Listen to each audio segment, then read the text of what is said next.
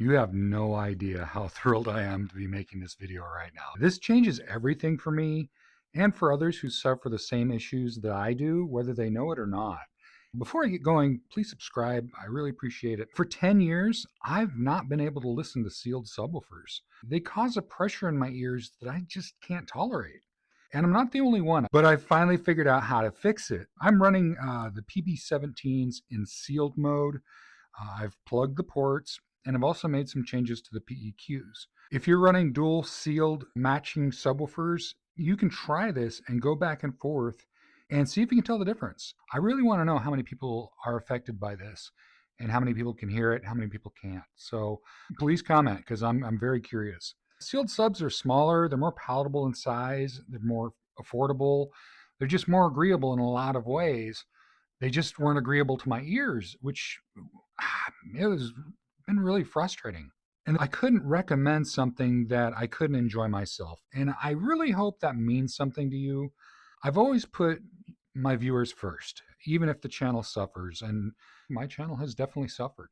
Not being able to review sealed subs has been a huge hindrance. I decided that since I have the PB17s in for review, it was either figure it out or just call it. If I could tolerate dual 2800 watt SB17s, then I've really figured it out.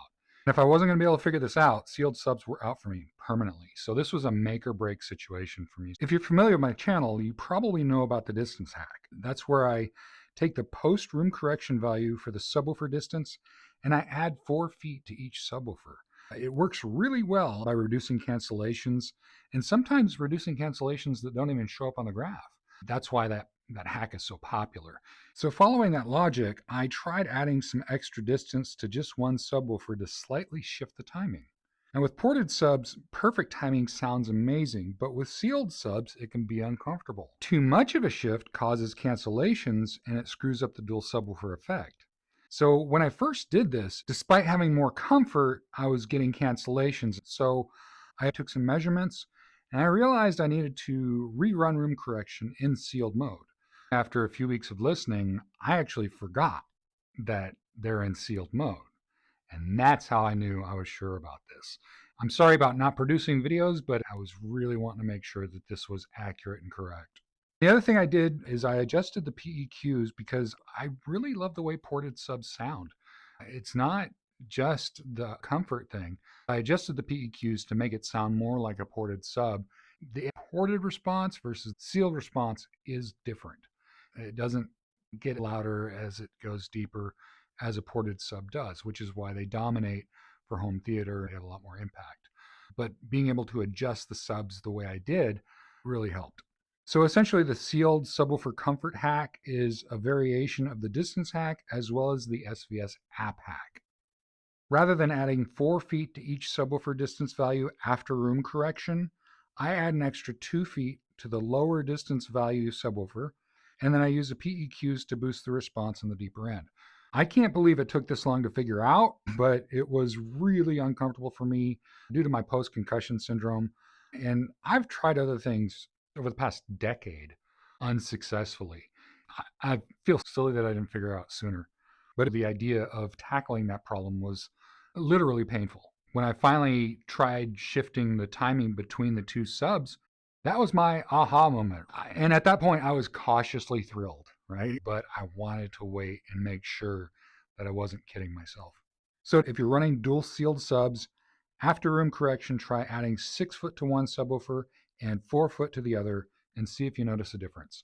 And this is like adjust to taste and trust your ears. If you can get by with 1 foot of difference and there's no pressure in your ears, awesome. If you don't feel pressure in your ears and the sealed subs don't bother you, there's no need to shift the timing. Having perfect timing is better. This is about a sensory thing, how you're feeling about the sound, and not so much what the graph says. It could be one sub is better to add the 2 feet than the other. So try adding 2 feet to one sub and then take that 2 feet away, add it to the other sub, and see which sounds better to you.